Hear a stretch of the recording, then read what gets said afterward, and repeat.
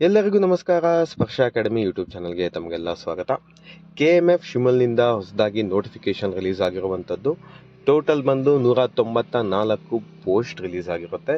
So ಈ ಒಂದು ವಿಡಿಯೋನಲ್ಲಿ ಯಾವೆಲ್ಲ ಜಾಬ್ಸ್ ಇದೆ, ಯಾವೆಲ್ಲ ರಿಕ್ರೂಟ್ಮೆಂಟ್ಸ್ ಇದೆ, ಯಾವೆಲ್ಲ ಪೋಸ್ಟ್ ಎಲ್ಲ ಕಾಲ್ಫರ್ಮ್ ಮಾಡಿದ್ದಾರೆ, ಜೊತೆಗೆ ಇದಕ್ಕೆ ಕ್ವಾಲಿಫಿಕೇಶನ್ ಏನಾಗಿರುತ್ತೆ, ಇದರ ಜೊತೆಗೆ ಸ್ಯಾಲರಿ ಎಷ್ಟಾಗಿರುತ್ತೆ, ಜೊತೆಗೆ ಏಜ್ ರಿಲ್ಯಾಕ್ಸೇಷನ್ ಕೊಟ್ಟಿದ್ದಾರೆ, ಇವನ್ನೆಲ್ಲ ಕಂಪ್ಲೀಟ್ ಆಗಿ ಈ ಒಂದು ವಿಡಿಯೋದಲ್ಲಿ ನೋಡ್ಕೊಳ್ಳೋಣ. ಶಿವಮೊಗ್ಗ, ದಾವಣಗೆರೆ ಮತ್ತು ಚಿತ್ರದುರ್ಗ ಜಿಲ್ಲಾ ಸಹಕಾರ ಹಾಲು ಉತ್ಪಾದಕರ ಸಂಘಗಳ ಒಕ್ಕೂಟ ಇದರಲ್ಲಿ ಖಾಲಿ ಇರುವ ವಿವಿಧ ವೃಂದಗಳಲ್ಲಿ ಒಟ್ಟು 194 ಹುದ್ದೆಗಳ ನೇಮಕಾತಿಗಾಗಿ ಅರ್ಹ ಅಭ್ಯರ್ಥಿಗಳಿಂದ ಅರ್ಜಿಗಳನ್ನು ಆನ್ಲೈನ್ ಮುಖಾಂತರ ಆಹ್ವಾನಿಸಲಾಗಿದೆ. ಓಕೆನಾ. ಸೊ ಇದರಲ್ಲಿ ವಯೋಮಿತಿನ ನೋಡ್ಕೊಳ್ಳುವಂಥದ್ದು. ಸೊ ವಯೋಮಿತಿ ನೋಡ್ಕೊಳ್ಳೋದಾದ್ರೆ ಪರಿಷ್ಠಿತ ಜಾತಿ ಪ್ರವರ್ಗ ಎ, ಪರಿಷ್ಠಿತ ಜಾತಿ ಪ್ರವರ್ಗ ಬಿ, ಪರಿಷ್ಠಿತ ಜಾತಿ ಪ್ರವರ್ಗ ಸಿ, ಪರಿಷ್ಠಿತ ಪಂಗಡ ಮತ್ತು ಪ್ರವರ್ಗ 1 ಕ್ಯಾಟಗರಿ 1. ಸೊ ಕನಿಷ್ಠ ಬಂದು 18, ಗರಿಷ್ಠ 40. ಸಡಲಿಕೆ ನಂತರ 43 ವರ್ಷ ಅಂದ್ರೆ 3 years ಏಜ್ ರಿಲ್ಯಾಕ್ಸೇಷನ್ ಕೊಟ್ಟಿದ್ದಾರೆ. ಮತ್ತೆ 2A, 2B, 3A ಮತ್ತು 3B. ಸೊ ರಿಲ್ಯಾಕ್ಸೇಷನ್ ನಂತರ 41 ವರ್ಷ. ಸಾಮಾನ್ಯ ವರ್ಗಕ್ಕೆ 38 years. ಓಕೆ. ಸೊ ಒಂದೊಂದಾಗೆ ನೋಡ್ಕೊಂಡು ಹೋಗೋಣ ಯಾವೆಲ್ಲ ಒಂದು ಪೋಸ್ಟ್ ಎಲ್ಲ ಇದೆ. ಸೊ ನಂಬರ್ 1 ಬಂದು ಸಹಾಯಕ ವ್ಯವಸ್ಥಾಪಕರು. ಇದರ ವೇತನ ಶ್ರೇಣಿ ಬಂದು 83,700 ರೂಪಾಯಿಂದ 1,55,200 ರೂಪಾಯಿ. ಇದು ಬಂದು ಸ್ಯಾಲರಿ ಸ್ಕೇಲ್ ಆಗಿರುತ್ತೆ. ಓಕೆ, ಪೇ ಸ್ಕೇಲ್ ಆಗಿರುತ್ತೆ. ಟೋಟಲ್ ಬಂದು 17 ಪೋಸ್ಟ್ ಇರುತ್ತೆ. ಓಕೆ, 17 ಪೋಸ್ಟ್ಗಳಿರುವಂಥದ್ದು. ವಿದ್ಯಾರ್ಹತೆ ನೋಡ್ಕೊಳ್ಳೋದಾದ್ರೆ ಭಾರತದಲ್ಲಿ ಕಾನೂನು ರೀತಿಯ ಸ್ಥಾಪಿತವಾದ ಮಾನ್ಯತೆ ಪಡೆದ ವಿಶ್ವವಿದ್ಯಾಲಯದಿಂದ ಪಶು ವೈದ್ಯಕೀಯ ವಿಜ್ಞಾನ ಮತ್ತು ಪಶು ಸಂಗೋಪನೆ ವಿಷಯದಲ್ಲಿ BSc ಅಂಡ್ AH ಪದವಿಯನ್ನು ಹೊಂದಿರಬೇಕು. ಸೊ ಇದು ಬಂದು ವೆಟನರಿ ಡಾಕ್ಟರ್ಸ್ ಯಾರೆಲ್ಲ ಓದ್ತಿರ್ತಾರೋ ಅವ್ರಿಗೆ ಇದು. ಓಕೆ. ನೆಕ್ಸ್ಟ್ ಬಂದು ಸಹಾಯಕ ವ್ಯವಸ್ಥಾಪಕರು ಆಡಳಿತ. ಓಕೆ, ಇದರಲ್ಲಿ ನೋಡ್ಕೊಳ್ಳೋದಾದ್ರೆ ಸೊ ಏನು ಅಂತ ಹೇಳಿದ್ರೆ ಪದವಿ ವಿತ್ 2 ವರ್ಷಗಳ ಪೂರ್ಣಾವಧಿ MBA ಜೊತೆಗೆ ಪ್ರತಿಷ್ಠಿತ ಸಂಸ್ಥೆಗಳಲ್ಲಿ ಆಡಳಿತ ನಿರ್ವಹಣೆಯಲ್ಲಿ 3 ವರ್ಷಗಳ ಸೇವಾನುಭವ ಹಾಗೂ ಕಂಪ್ಯೂಟರ್ ನಿರ್ವಹಣೆ ಜ್ಞಾನ ಹೊಂದಿರಬೇಕು. Okay, MBA with 3 years experience with computer certifications ಇದಾಗಿರುತ್ತೆ. ಓಕೆ. ನೆಕ್ಸ್ಟ್ ಬಂದು ಸಹಾಯಕ ವ್ಯವಸ್ಥಾಪಕರು. ಟೋಟಲ್ ಬಂದು 3 ಹುದ್ದೆಗಳು. ಇದಕ್ಕೆ ಅಗ್ರಿಕಲ್ಚರಲ್ BSc ಕ್ವಾಲಿಫಿಕೇಶನ್ ಆಗಿರುತ್ತೆ, AGBSc ಕ್ವಾಲಿಫಿಕೇಶನ್ ಆಗಿರುತ್ತೆ. ನೆಕ್ಸ್ಟ್ ಬಂದು MIS ಸಿಸ್ಟಮ್ ಆಫೀಸರ್ 1 ಹುದ್ದೆ ಇದೆ ಸಾಮಾನ್ಯ ವರ್ಗಕ್ಕೆ. ಭಾರತದಲ್ಲಿ ಕಾನೂನು ರೀತಿ ಸ್ಥಾಪಿತವಾದ BE in computer science, information science, engineering ಪದವಿಯನ್ನು ಹೊಂದಿರಬೇಕು. Okay, bachelor of engineering in CS or IS. Next ಮಾರುಕಟ್ಟೆ ಅಧಿಕಾರಿ 2 ಪೋಸ್ಟ್ ಇರುವಂಥದ್ದು. ಇದಕ್ಕೆ BCom ಅಥವಾ BSc ಅಥವಾ BBM ಪದವಿ ಜೊತೆಗೆ ಹೆಸರಾಂತ ಸಂಸ್ಥೆಗಳಲ್ಲಿ ಮಾರುಕಟ್ಟೆಯಲ್ಲಿ 3 ವರ್ಷಗಳ ಅನುಭವದೊಂದಿಗೆ ಕಂಪ್ಯೂಟರ್ ನಿರ್ವಹಣೆ ಜ್ಞಾನ ಹೊಂದಿರಬೇಕಾಗಿರುತ್ತೆ. ಐದರ BSc, BCom ಅಥವಾ BBM ಅಥವಾ BBA ಕೂಡ ಆಗುತ್ತೆ. ಜೊತೆಗೆ 3 years ಎಕ್ಸ್ಪೀರಿಯನ್ಸ್ ಬೇಕಾಗಿರುತ್ತೆ.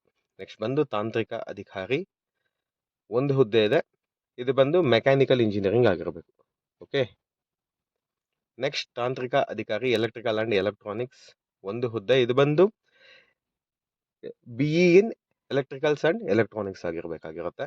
ನೆಕ್ಸ್ಟ್ ಬಂದು ತಾಂತ್ರಿಕ ಅಧಿಕಾರಿ, ಇದಕ್ಕೆ MSc ಕೆಮಿಸ್ಟ್ರಿ ಆಗಿರಬೇಕಾಗಿರುತ್ತೆ. ಈ ಪೋಸ್ಟ್ನ ಅಪ್ಲೈ ಮಾಡೋದಕ್ಕೆ MSc ಕೆಮಿಸ್ಟ್ರಿ ಆಗಿರಬೇಕಾಗಿರುತ್ತೆ. ನೆಕ್ಸ್ಟ್ ಬಂದು ಮೈಕ್ರೋಬಯಾಲಜಿ, ಇದಕ್ಕೆ MSc ಇನ್ ಮೈಕ್ರೋಬಯಾಲಜಿ ಆಗಿರಬೇಕಾಗಿರುತ್ತೆ. ಓಕೆ. ನೆಕ್ಸ್ಟ್ ತಾಂತ್ರಿಕ ಅಧಿಕಾರಿ, ಇದಕ್ಕೆ ಏನು ಅಂತ ಹೇಳಿದ್ರೆ BTech ಡೈರಿ ಟೆಕ್ನಾಲಜಿ ಆಗಿರಬೇಕಾಗಿರುತ್ತೆ. ಡೈರಿ ಟೆಕ್ನಾಲಜಿ ಇದಕ್ಕೆ ಕ್ವಾಲಿಫಿಕೇಶನ್ ಆಗಿರಬೇಕಾಗಿರುತ್ತೆ.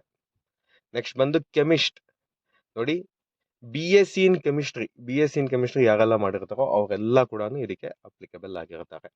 ಕೆಮಿಸ್ಟ್ರಿ ದರ್ಜೆ 1 ಸೇಮ್ ಮೈಕ್ರೋಬಯಾಲಜಿ. ಓಕೆ, ಇದ್ರ ಜೊತೆಗೆ ಕಂಪ್ಯೂಟರ್ ಸರ್ಟಿಫಿಕೇಟ್ಸ್ ಕೂಡ ಬೇಕಾಗಿರುವಂಥದ್ದು, ಸರ್ಟಿಫಿಕೇಶನ್ ಆಗಿರಬೇಕು. ನೆಕ್ಸ್ಟ್ ಆಡಳಿತ ಸಹಾಯಕ ದರ್ಜೆ 2.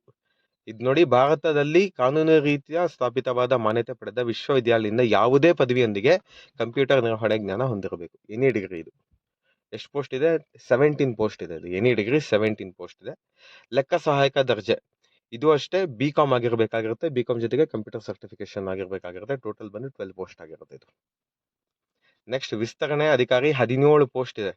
17 ಪೋಸ್ಟ್ ಇದೆ. Any degree with computer science knowledge. Next ಕಿರಿಯ ಸಿಸ್ಟಮ್ ಆಪರೇಟರ್ ಆಗಿರುವಂಥದ್ದು, ಇದು ಬಂದು ಎನಿ ಡಿಗ್ರಿ ಆಗಿರುತ್ತೆ. ಇದ್ರ ಜೊತೆಗೆ ಕಂಪ್ಯೂಟರ್ ಸೈನ್ಸ್ ಸರ್ಟಿಫಿಕೇಶನ್ ಜೊತೆಗೆ 3 ವರ್ಷಗಳ ಅನುಭವ ಹೊಂದಿರಬೇಕಾಗಿರುತ್ತೆ. ಶೀಘ್ರ ಲಿಪಿಗಾರರು ಸ್ಟೆನೋಗ್ರಾಫರ್ಸ್. ಕಿರಿಯ ತಾಂತ್ರಿಕರು ಬಂದು SSLC ಯೊಂದಿಗೆ directorate general of employment and training ಇರುವ ಎಲೆಕ್ಟ್ರಿಕಲ್ ಟ್ರೇಡ್ನಲ್ಲಿ ತೇರ್ಗಡೆ ಹೊಂದು ಕಡ್ಡಾಯವಾಗಿ ನ್ಯಾಷನಲ್ ಟ್ರೇಡ್ ಸರ್ಟಿಫಿಕೇಟ್ ಅಥವಾ ಪ್ರೊವಿಷನಲ್ ನ್ಯಾಷನಲ್ ಟ್ರೇಡ್ ಸರ್ಟಿಫಿಕೇಟ್ ಅಥವಾ national council for vocation training certificate ಹೊಂದಿರಬೇಕಾಗಿರುತ್ತೆ. ಟೋಟಲ್ 22 ಇದೆ ಕಿರಿಯ ತಾಂತ್ರಿಕರಿಗೆ. ಓಕೆ, ಶೀಘ್ರ ಲಿಪಿಗಾರರು ಬಂದು ಇದಾಗಿರ್ಬೇಕು ಅವ್ರದ್ದು. ಓಕೆ, ಸ್ಟೆನೋಗ್ರಾಫಿಂಗ್ದು ಸರ್ಟಿಫಿಕೇಶನ್ ಆಗಿರಬೇಕು. ನೆಕ್ಸ್ಟ್ ಅರ್ಜಿಯ ಶುಲ್ಕ ನೋಡ್ಕೊಳ್ಳಿ. ಇದು ಬಂದು SC ಕ್ಯಾಟಗರಿ, ST ಕ್ಯಾಟಗರಿ ಮತ್ತು ಕ್ಯಾಟಗರಿ 1ಗೆ 500 ರೂಪಾಯಿ ಆಗಿರುತ್ತೆ. ಇತರೆ ಅಂದ್ರೆ OBC ಇದ್ರ ಜೊತೆಗೆ ನೆಕ್ಸ್ಟ್ ಬಂದು ಜನರಲ್ ಕ್ಯಾಟಗರೀಸ್ಗೆಲ್ಲ ಎಷ್ಟಾಗಿರುತ್ತೆ ಅಂತ ಹೇಳಿದ್ರೆ 1000 rupees ಆಗಿರುತ್ತೆ. ಒಂದೊಂದು ಪೋಸ್ಟ್ಗೆ 1000 ರೂಪಾಯಿ ಆಗಿರುತ್ತೆ. ಒಂದೊಂದು ಪೋಸ್ಟ್ಗೆ 500 ರೂಪಾಯಿ ಆಗಿರುತ್ತೆ. ಫಾರ್ ಎಕ್ಸಾಂಪಲ್, ಇವಾಗ ಅಪ್ಲಿಕೇಬಲ್ ಫಾರ್ 3 post ಅಂತ ಹೇಳಿದ್ರೆ 3 postಗೆ ನೀವು 3000 ರೂಪಾಯಿ ಕಟ್ಟಬೇಕಾಗಿರುತ್ತೆ ಅಥವಾ 1500 ಕಟ್ಟಬೇಕಾಗಿರುತ್ತೆ.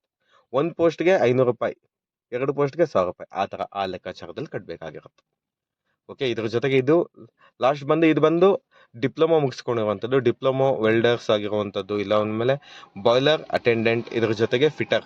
ಸಾರಿ, ಇದು ಬಂದು ITI ಆಗಿರುವಂಥದ್ದು. ITIಗೆ ಇದು ಅಪ್ಲಿಕೇಬಲ್ ಆಗಿರುವಂತಹ ಜಾಬ್ಸ್ ಆಗಿರುತ್ತೆ. ಇವರು ಕೂಡ ನೋಡ್ಕೊಳ್ಳಿ. ಸೊ ಫ್ರೆಂಡ್ಸ್, ಈ ಒಂದು ಎಕ್ಸಾಮಿನೇಷನ್ಸ್ಗೆ ಬೇಕಾಗಿರುವಂತಹ ನಮ್ಮಲ್ಲಿ ಪ್ರಾಕ್ಟೀಸ್ ಕ್ವಶನ್ ಪೇಪರ್ಸ್ ಅವೈಲೇಬಲ್ ಇದೆ.